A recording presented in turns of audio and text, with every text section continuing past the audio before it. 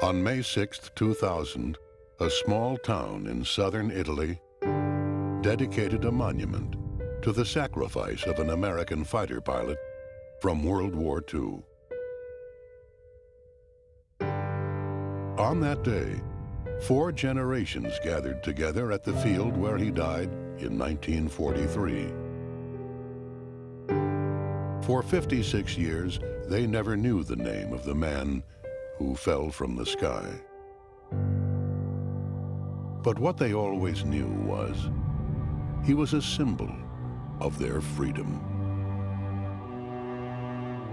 On September 24th, 1943, members of our family received the Western Union telegram stating that our uncle, First Lieutenant James P. Dibble of the 94th Fighter Squadron, was missing in action in the North African area. And then shortly after that, the letter arrived with the details of that particular event. And it stated that he and his squadron took off from Sicily on September 9th. They were ordered to find and attack a large German convoy of trucks and tanks. During that attack, his airplane was hit by enemy anti-aircraft fire. The plane pulled up about 2,000 feet. He bailed out, and he was last seen in his parachute.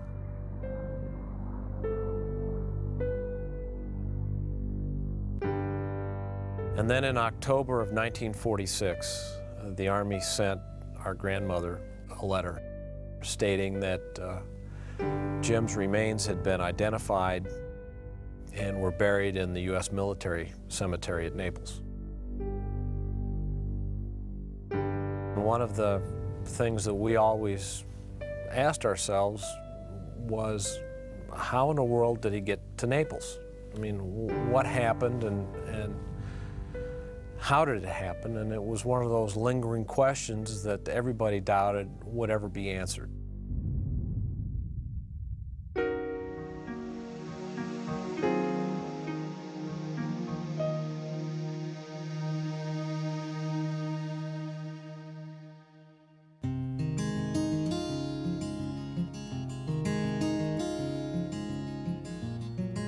As I was growing up with my brothers in Kansas City, we learned about our uncle through our grandmother. And we learned about him through the newspaper clippings that she saved and through the many stories that she would tell us about his life growing up on a farm in Hastings, Michigan, and from the stories that she knew of his military career. But the stories that our grandmother told us, as we reflect upon them, was basically one story. It was a story about how, with his airplane on fire, he bailed out of his plane and, according to our grandmother, feared that he was shot while suspended in his parachute coming down to the ground. At an early age, this whole story of our uncle was very mysterious to us, and it ended up fostering itself in the airplane itself. And what we found out was that he was a pilot of what was then the most formidable fighter in the U.S. arsenal. It was the P-38 Lightning, and it was the ultimate weapon of war at that time. We built model airplanes. We found books with pictures of P-38s. We eventually built our own P-38 out of wood, mounted it to a wagon so we could pull ourselves around the neighborhood and try to experience the thrill of being one of these fighter pilots. And it was through these experiences that we began to be mystified by our uncle and this mystery that surrounded him and surrounded his death.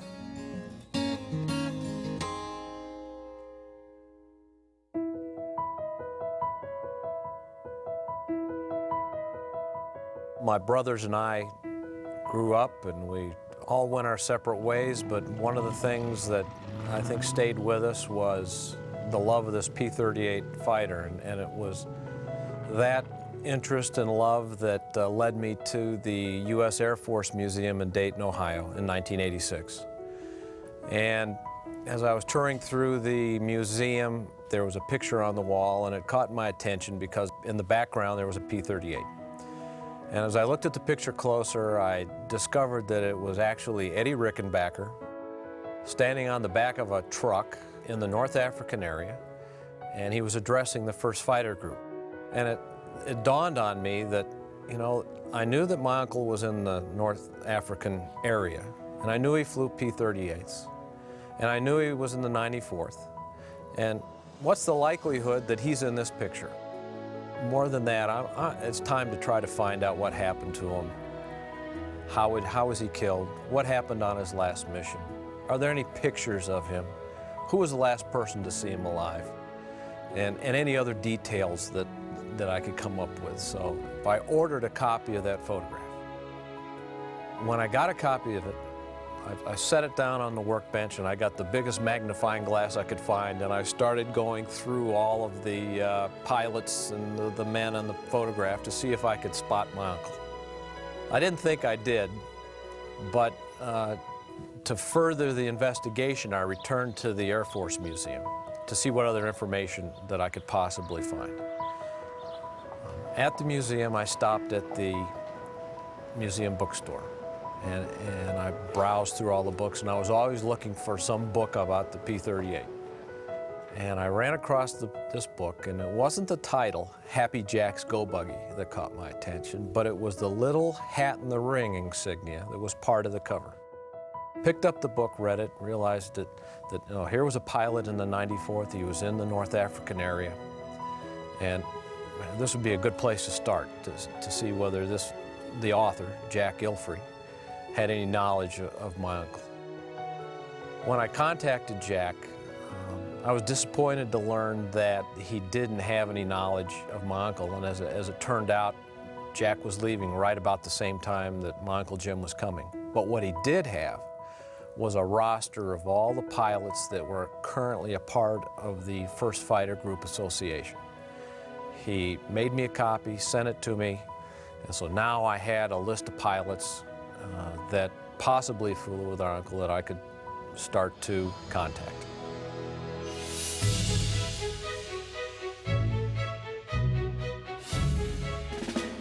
At the same time that I was talking to Jack Ilfrey, I realized that I needed to have more detailed information about the 94th Fighter Squadron.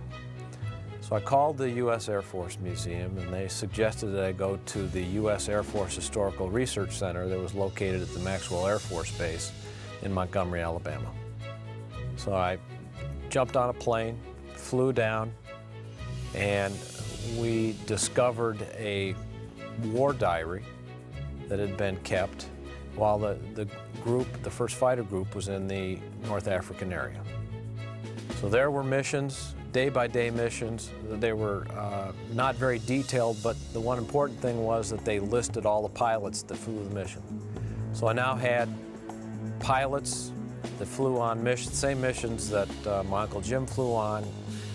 I had their addresses, so a whole flurry of letters went out to pilots in the hopes that they would remember the missions or remember my uncle or be able to share some of that information with them.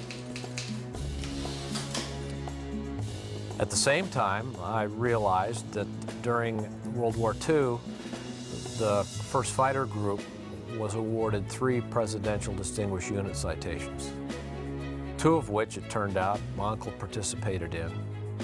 The August 25th mission to Foggia and the August 30th mission to Aversa, Italy. On the August 30th mission, I learned that Jim had actually led the 1st Fighter Group. It was a bomber escort mission, and during the course of that mission, the bombers were attacked by 75 to 100 enemy fighter planes.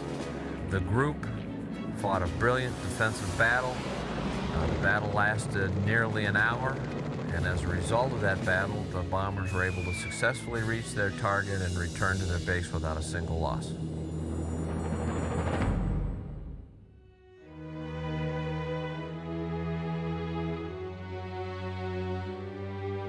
I felt that it was important to gather as much family information as there was available.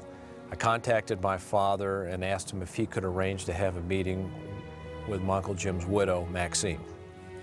He made the arrangements. I flew up to Michigan. She had a lot of information to share. She had letters that Jim had written to her, and more importantly, she had been given his flight folder that had a listing of where he trained, what planes he flew in training, and a very detailed list of all of his combat missions. The letters that I received started to reveal a whole different side of Jim that we didn't know existed, a side of a person that really enjoyed what he was doing, and at the same time began to have a certain distaste for what he was doing. One of the more interesting things that we learned from Jim's letters was that towards the end of his life and his career as a pilot, he'd been recommended for the Distinguished Flying Cross. And we began to wonder, why didn't he ever get the medal? And our theory was that, not long after he was missing in action, the 1st Fighter Group transferred to the 15th Air Force. They moved, their base moved to another location, and being that he was missing and all these changes took place, it was never acted upon. So one of the things that we decided to do was try to act upon it. And we contacted the Secretary of the Air Force, found out what the requirements were at this late date, contacted members of the 1st Fighter Group, namely Jim Hagenbach, and through his diligent efforts, we were able to get the Distinguished Flying Cross awarded in 1990 at a great formal, emotional ceremony in Dayton at the U.S. Air Force Museum in front of the P-38 that started the whole investigation.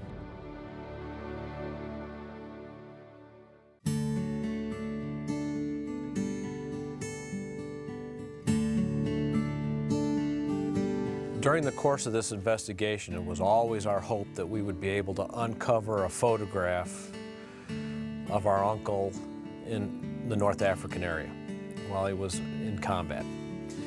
And it just didn't seem like it was going to happen. People that thought they had a photograph didn't, and we were starting to give up hope. I thought I'd give it one last shot, and that last shot was a little advertisement, basically, in the 1st Fighter Group newsletter, where I was asking for anybody that had any information about our uncle if they could please contact me. And I'll never forget the day when I went out to get the mail, and there was a letter for me from Mark Bradshaw, and I knew that that wasn't anybody that I'd sent a letter to. I opened it up and discovered that Mark Bradshaw was the crew chief on the plane that Jim flew. And enclosed in the letter was an original photograph taken September 5th, 1943, in Matur, of Jim standing in front of his plane, his latest plane, his 3rd plane, as a matter of fact. It was all painted up with the swastikas on the nose and his wife's nickname, Mickey. And it also, Mark sent along a picture that, as it turned out, my uncle took of Mark and the crewman that helped maintain the airplane.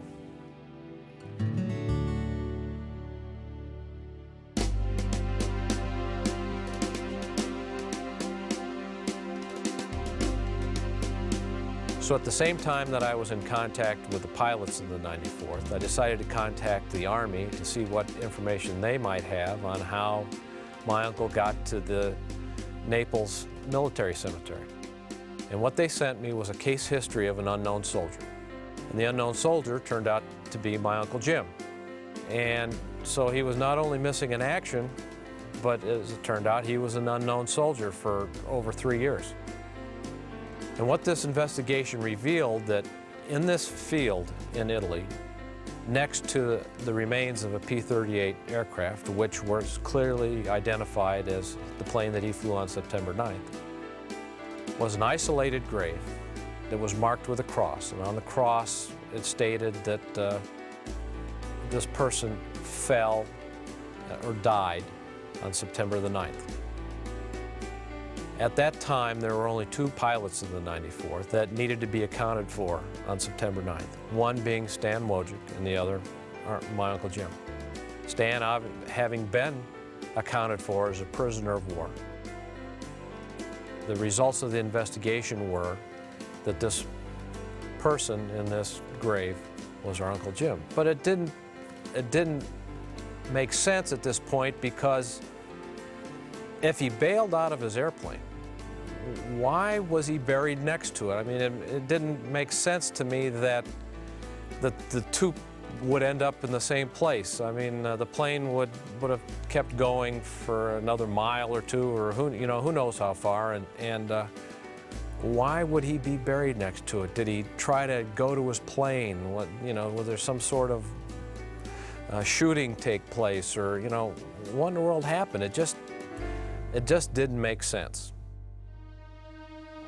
So then I was contacted by Stan Wojcik, and Stan said, "Jim, I want you to tell me everything about the final mission that you've learned, and when you're through, I'm going to tell you what really took place." And in that conversation, he revealed to me that when they attacked this German convoy, that Jim's plane was hit by an aircraft fire, that he immediately came up alongside of Jim's plane and saw that the plane was on fire, smoke was coming out of the cockpit, and he couldn't detect any motion from Jim. Because of the intensity of the anti-aircraft fire and all the events that were taking place, he tried to get out of there. He shoved the throttles to the firewall. He overtook Jim's plane, and just as he did, his plane was hit by an aircraft fire. He pulled the plane up to a couple thousand feet, was able to force himself out of the back of the cockpit, missed the tail of a plane, opened his parachute, immediately hit the ground, and was immediately captured by the Germans. So it all started to make sense. Stan was the pilot that bailed out of the airplane. That was the last he saw of our uncle. Now, Stan said that from the letter that his parents received about his fate, he could tell, he knew at that point that it was a case of mistaken identity, that the letter that his parents received should have been the letter that our grandparents should have received. At that point in time, I mean, it was Stan's first mission. When he was liberated, he couldn't remember my uncle's name. Nobody bothered to ask him. Everybody wanted to get on with their life, and so that's the way the story was left.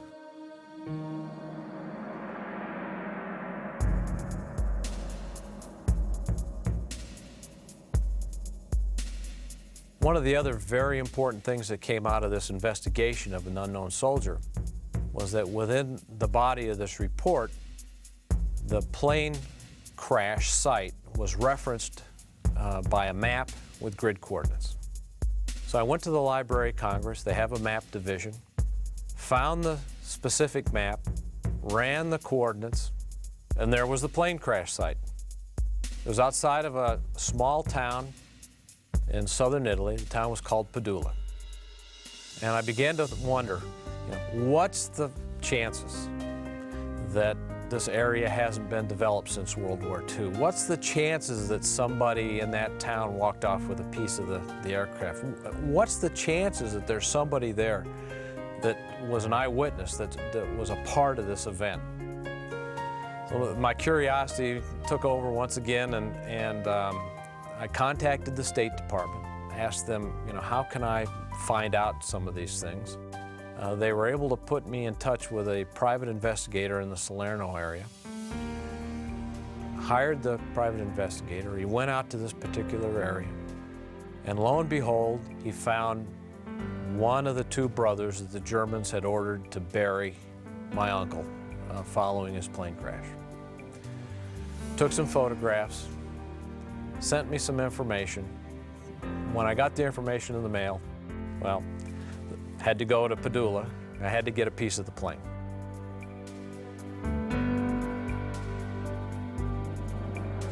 After I was able to get in contact with the mayor of Padula,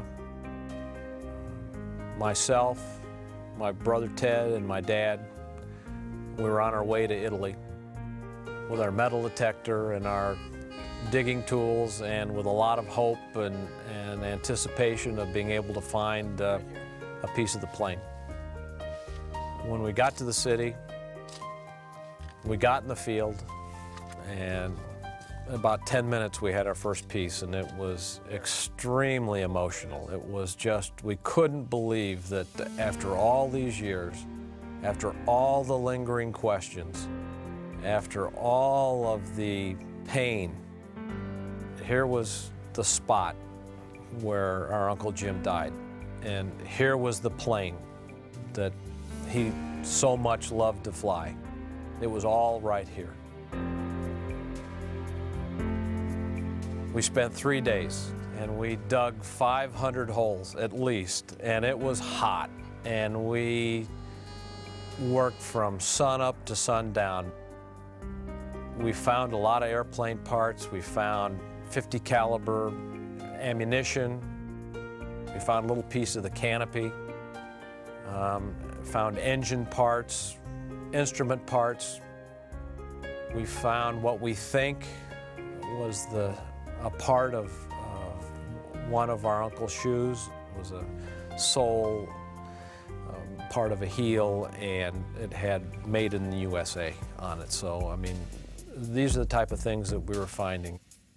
But the thing that we found that was probably the most interesting and the most emotional, the most rewarding, were the eyewitnesses that came by. And as word got out in the town that we were there and we were digging in the field and we were finding airplane pieces, the eyewitnesses started to roll in one after another. And it was very emotional. It was as emotional for them as it was for us. And what we discovered was that Stan Wojcik hadn't been the last person to see him alive. That when his plane crashed, yes, he was mortally wounded, but in his attempt to get out of the airplane, he was being observed by the German soldiers, and one of the German officers ordered that he be shot. Following that, then the German soldiers ordered two brothers, Vito and Paolo Cimino, to dig a grave and bury him next to his fighter plane.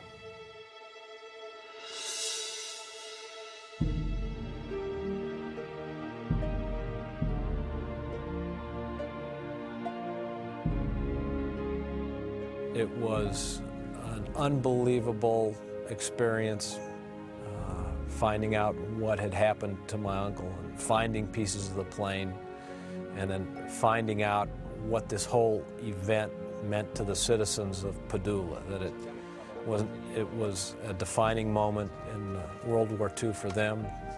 The Germans were leaving the area, the occupation of their particular area, and this was a headquarters area with a large concentration of German troops, are now leaving so that they wouldn't be cut off by the Americans that were invading at Salerno.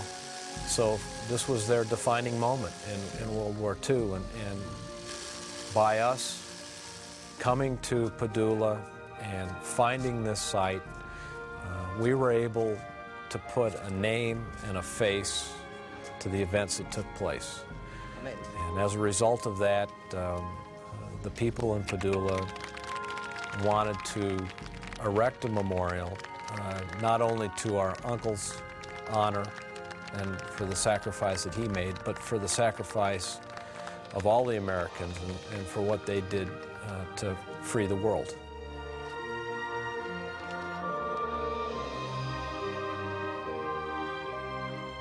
You know, I started out this project trying to find out what happened to my uncle. And what I found, what I really found, was the character, and the character of the men, and what it took to get up get inside of one of these airplanes, fly out, and meet your fate. And I didn't expect to find that, but I just happened to find it, and it meant a lot to me.